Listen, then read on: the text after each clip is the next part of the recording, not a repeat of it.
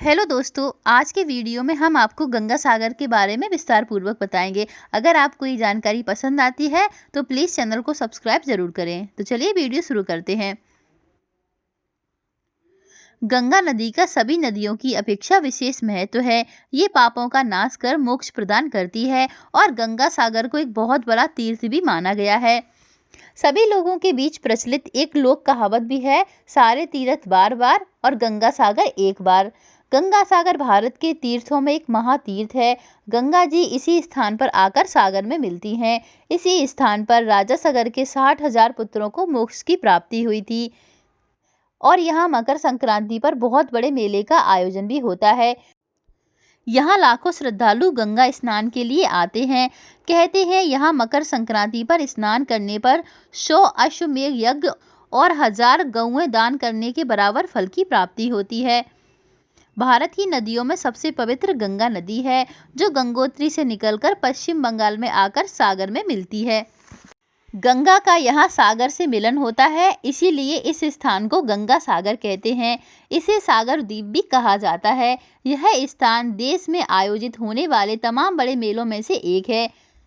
गंगा सागर मेले के लिए सदियों से विश्व विख्यात है। हिंदू धर्म ग्रंथों में इसकी चर्चा मोक्ष धाम के तौर पर की गई है। यहाँ मकर संक्रांति के मौके पर दुनिया भर से लाखों श्रद्धालु मोक्ष की कामना लेकर आते हैं और सागर संगम में पुण्य की डुबकी लगाते हैं। दोस्तों, पश्चिम बंगाल के दक्षिण 24 परगना जिले में स्थित तीर्थ स्थल पर कपिल मुनि का मंदिर है, जिन्होंने भगवान राम के पूर्वजों और इक्ष्वाकु वंश के राजा सागर के 60,000 पुत्रों का उद्धार किया था। मान्यता है कि यहाँ पर मकर संक्रांति पर पुण्य स्नान करने से मोक्ष का मार्ग प्रशस्त होता है और मान्यता ये भी है कि गंगा सागर की तीर्थ यात्रा सैकड़ों तीर्थ यात्राओं के समान है। हर किसी को यहाँ पर आना नसीब नहीं होता है और इसकी पुष्टि एक प्रसिद्ध लोकोक्ति से ही हो जाती है, जिसमें कहा गया है कि सारे तीर्थ बार बार और गंगा सागर एक बार। लेकिन ये पहले के ज़माने की बातें थी, क्योंकि यहाँ पर पहुँचना पहले के ज़माने में बहुत ज़्यादा मुश्किल था।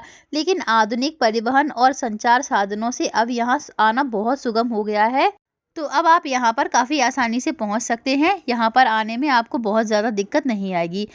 चलिए बात करते हैं गंगा सागर से जुड़ी हुई कथा के बारे में। ऐसी मान्यता है कि ऋषि मुनियों के लिए गृहस्थ आश्रम या फिर पारिवारिक जीवन वर्जित होता है, पर भगवान विष्णु के कहने पर कपिल मुनि के पिता कंदर्म ऋषि ने गृहस्थ आश्रम में प्रवेश किया, पर उन्होंने भगवान विष्णु के सामने एक शर्त रखी कि भगवान विष्णु को उनके पुत्र के रूप में जन्म लेना होगा। तब भगवान विष्णु ने ऋषि की शर्त मान ली और कपिल मुनि का जन्म हुआ। फलतः कपिल मुनि को भगवान विष्णु का ही अवतार माना जाता है। आगे चलकर गंगा और सागर के मिलन स्थल पर कपिल मुनि आश्रम बनाकर तप करने लगे। इस दौरान राजा सागर ने अश्वमेध यज्ञ आयोजित किया। इसके बाद यज्ञ के अश्वों को स्वतंत्र छोड़ दिया गया और ऐसी मान्यता है कि ये जहाँ से भी गुजरते हैं वह राज्य अधीनता स्वीकार करता है और अश्वों को रोकने वाले राजा को युद्ध करना पड़ता है।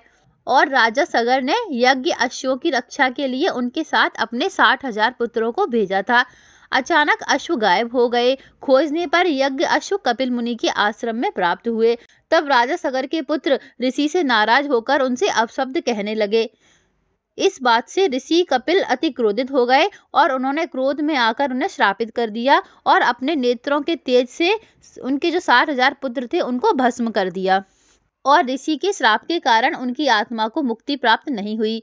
फिर काफी वर्षों के बाद राजा सागर के पौत्र राजा भागीरथ कपिल मुनि से माफी मांगने पहुंचे। तब कपिल मुनि राजा भागीरथ के व्यवहार से बहुत ही प्रसन्न हुए और उन्होंने कहा कि गंगा जल से ही राजा सागर के 60,000 मृत पुत्रों को मोक्ष प्राप्त हो सकता है।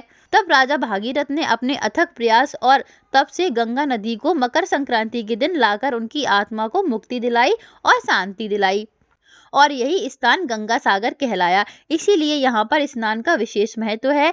गंगा सागर मेला पश्चिम बंगाल में आयोजित होने वाले सबसे बड़े मेलों में से एक है और इस मेले का आयोजन कोलकाता के निकट हुगली नदी के तट पर ठीक उस स्थान पर किया जाता है जहां गंगा नदी बंगाल की खाड़ी से मिलती है। इसीलिए इस मेले का नाम गंगा सागर मेला है और ये जो मेला है वो मकर संक्रांति के दिन लगता है। तो दोस्तों ये थी गंगा सागर के बारे में जानकारी। अगर वीडियो अच्छा लगा हो तो प्लीज़ चैनल को सब्सक्राइब ज़रूर कर दें। धन्यवाद।